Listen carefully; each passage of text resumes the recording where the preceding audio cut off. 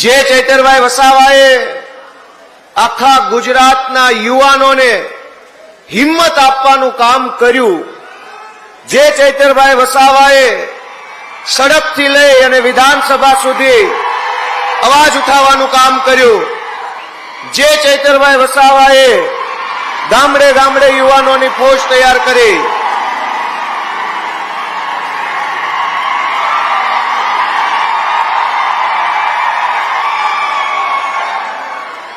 મજા આવે છે ને સાથીઓ? આપણે એક વાતને સમજવી પડશે કે ભાજપની સરકાર વારંવાર શા માટે ચૈતરભાઈ ઉપર ખોટા કેસો કરીને જેલમાં પૂરે છે?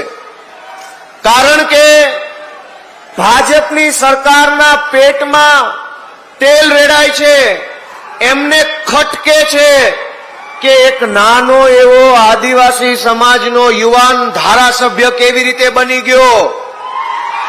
દોસ્તો, આ વિસાવદર વિધાનસભાની ચૂંટણીમાં વિસાવદરના ખેડૂતો, પશુપાલકો, રત્ન કલાકારોએ જ્યારે મને મત આપી ધારાસભ્ય બનાવ્યો તો ત્યાં પણ ભાજપને આ વાત ખટકી કે ગુજરાતમાં આ નાના નાના જુવાનિયા ધારાસભ્યો કેવી રીતે બની જાય છે. વર્ષો સુધી ભાજપે ગુજરાતમાં એવી રીતે સરકાર ચલાવી કે જે ગુંડા હોય એ ધારાસભ્ય બની શકે, લફંગા હોય એ ધારાસભ્ય બને, 2 નંબરિયા હોય એ ધારાસભ્યો બને. ગુજરાતના ઇતિહાસમાં પહેલી વખત આમ આદમી પાર્ટીના માધ્યમથી અરવિંદ કેજરીવાલજીના નેતૃત્વમાં મારી જેવા, ચૈતરભાઈ જેવા નાના પરિવારના છોકરાઓ ધારાસભ્યો બનવા લાગ્યા છે. દોસ્તો, આપણે એટલા સામાન્ય પરિવારના માણસો છીએ, એટલા ગરીબ ઘરના માણસો અમે છીએ, સામાન્ય નાના એવા ગામડામાંથી અમે આવીએ છીએ કે ધારાસભ્યનું સપનું તો બહુ દૂરની વાત છે. જો આમ આદમી પાર્ટી ન હોય, જો અરવિંદ કેજરીવાલ ન હોય તો આ ભાજપ ને કોંગ્રેસ વાળા તો અમને તાલુકા પંચાયતનો સભ્ય ન બનવા દે. દોસ્તો, મુદ્દો એ નથી કે ચૈતર વસાવાએ ગ્લાસ માર્યો કે પથ્થર માર્યો કે ધોકો માર્યો કે આંખ મારી, એ મુદ્દો નથી. મુદ્દો એ નથી કે ગ્લાસ માર્યો કે નહીં. મુદ્દો એ છે કે ચૈતર વસાવાએ ડેડિયાપાડાથી તીર માર્યું અને તીર સરકારની છાતી ઉપર લાગી ગયું છે. એ તીર ભાજપની સરકારની છાતી પર લાગ્યું. આદિવાસી સમાજને જગાડવામાં આવ્યો, યુવાનોનો અવાજ બનવાનું કામ કર્યું, એટલા માટે જેલમાં પૂરે છે. પણ દોસ્તો, ભાજપના 8 પાસ ડફોળ નેતાઓને મારી એટલી વિનંતી છે, ભાજપના 8 પાસ ડફોળ નેતાઓને એટલી વિનંતી છે કે જે નેતાની જગ્યા યુવાનોના દિલમાં હોય એનું જેલ કાંઈ બગાડી શકતી નથી. જેલ મોટી નથી, જનતાનું દિલ મોટું છે અને ચૈતર વસાવાની જગ્યા સમાજના દિલમાં છે. દોસ્તો, આ ચૈતરભાઈ વસાવાની લોકપ્રિયતાની વાત કરું, વર્ષોથી ભાજપમાં, કોંગ્રેસમાં પણ આદિવાસી સમાજના નેતાઓ ચૂંટણી જીતે છે. કોઈ સાંસદ બને, કોઈ ધારાસભ્ય બને. અહીંના આપણા કાકા સાંસદ સભ્ય છે. પણ ભાજપને કઈ વાત ખટકે છે, ધ્યાનથી સાંભળજો કે વિસાવદરની ચૂંટણીમાં હું ઉમેદવાર હતો તો ગામડે ગામડેથી એવા ફોન આવતા હતા કે ચૈતરભાઈ ક્યારે આવે છે સભા કરવા અમારા ગામમાં. ચૈતરભાઈની સભાની જાણ થાય, હજારો લોકો ગામડામાં આવે. આટલા વર્ષો સુધી એવું હતું કે ભાજપની ટિકિટ પર સાંસદ તો બની જતા હતા પણ આખા વિસ્તારમાં કોઈ બોલાવતું નહોતું. આ ચૈતરભાઈ વસાવા આદિવાસી સમાજના પહેલા એવા નેતા છે જેની ઇજ્જત, જેનું સન્માન, જેની લોકપ્રિયતા માત્ર આદિવાસી સમાજમાં નહીં, ગુજરાતના એક એક જિલ્લામાં, એક એક સમાજમાં છે દોસ્તો. અને એ વાત ભાજપને ખટકે છે કે એક ડેડિયાપાડાના ધારાસભ્યની લોકપ્રિયતા સૌરાષ્ટ્રમાં, ડેડિયાપાડાના ધારાસભ્યની લોકપ્રિયતા ભુજમાં, કચ્છમાં, ડેડિયાપાડાના ધારાસભ્યની લોકપ્રિયતા ઉત્તર ગુજરાતમાં. આ વાતથી ભાજપને ઊંઘ નથી આવતી, ઊંઘ. પણ દોસ્તો, હું તમને વિનંતી કરવા માટે આવ્યો છું. આપણે ત્યાં એક કહેવત છે કે ન રહેગા બાંસ ન બજેગી બાંસુરી. એટલે કે આ ઘટનાની શરૂઆત ક્યાંથી થઈ?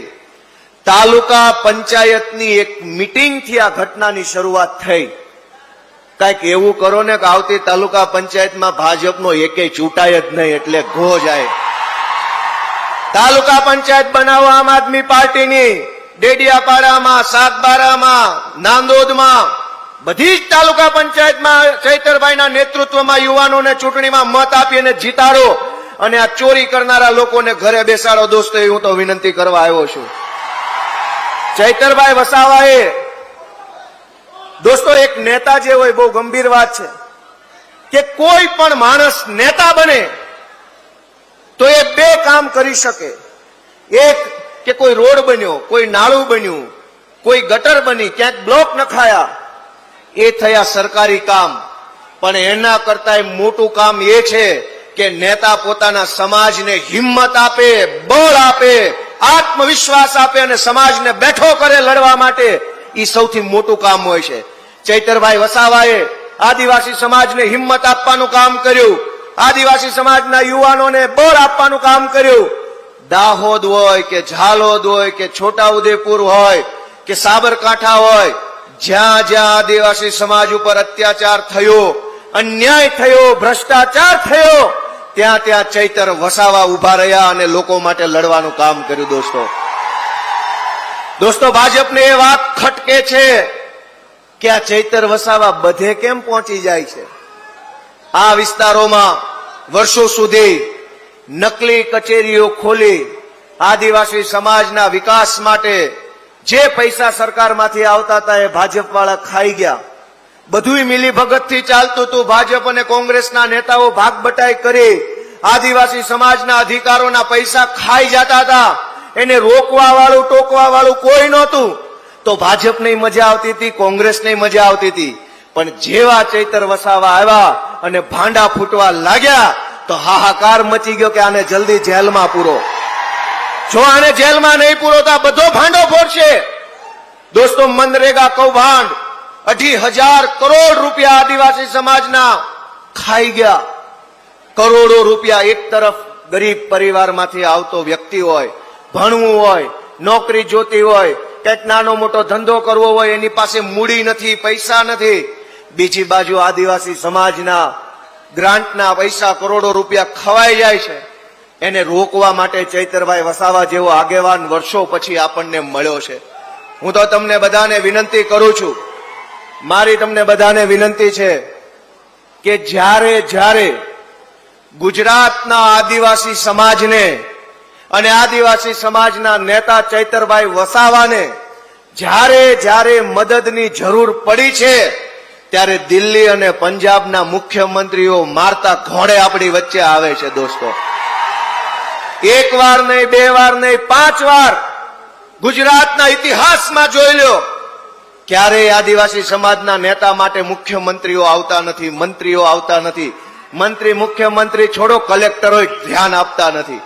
આ ચૈતર વસાવા પહેલા એવા નેતા છે, એનો એક ફોન જાય અને પંજાબથી મુખ્યમંત્રી ડેડિયાપાડામાં આવી જાય છે. દોસ્તો, આમ આદમી પાર્ટી તો પોતાની ફરજ નિભાવે છે. આમ આદમી પાર્ટીને ચૈતરભાઈ જ્યારે આદેશ કરે, જ્યારે માંગણી કરે, ત્યારે આખી આમ આદમી પાર્ટી ચૈતરભાઈ વસાવા અને આદિવાસી સમાજ સાથે ઉભી રહી જાય છે. એના સાક્ષી તમે પોતે છો. જ્યારે બોલાવે, જ્યાં બોલાવે, જેને બોલાવે, ઈશુદાનભાઈ ગઢવી, રાજુભાઈ કરપડા, સાગરભાઈ રબારી, અમારા યુવરાજસિંહ જાડેજા, કેજરીવાલ સાહેબ, બધા જ લોકો હંમેશા આદિવાસી સમાજ માટે તત્પર હોય છે, હાજર હોય છે. પણ હું તમને વિનંતી કરવા માટે આવ્યો છું કે આ લડાઈ બહુ લાંબી હાલવાની છે. 20-20, 30-30 વર્ષોથી જેણે આદિવાસી સમાજને શોષણ કરી અને પૈસા બનાવ્યા છે, એ એમ શાંતિથી, આસાનીથી માને એમ નથી. અને ભગાડવા માટે હાવણો જોશે મોટો. અને જાડો હાવણો મારવો પડશે દોસ્તો. મિત્રો, આ ભાજપની સરકાર એટલું બધો અન્યાય કર્યો કે અહીંયા જ સરદાર સરોવર ડેમ બન્યો, સ્ટેચ્યુ ઓફ યુનિટી વિશ્વની શાન વધારે છે. પણ દુર્ભાગ્ય તો એ બાબતનું છે કે જ્યાં ડેમ છે એ ડેમનું પાણી આખા ગુજરાતમાં પહોંચે છે, પણ સાગબારામાં અને નર્મદામાં ત્યાં નથી પહોંચતું દોસ્તો. ચૈતર વસાવા એ લડાઈને લડે છે કે ડેમના ડૂબમાં જેના મકાન ગયા એના મકાન જો પ્રશાસન તોડી નાખે, પાડી નાખે તો છાતી કાઢીને લડે છે. ચૈતર વસાવા એ ભાજપને ખટકે છે. આવા પ્રકારના વિડીયો તમને જોવા ગમતા હોય તો હોટલાઇન ન્યૂઝ ચેનલને લાઇક, શેર અને સબસ્ક્રાઇબ કરો.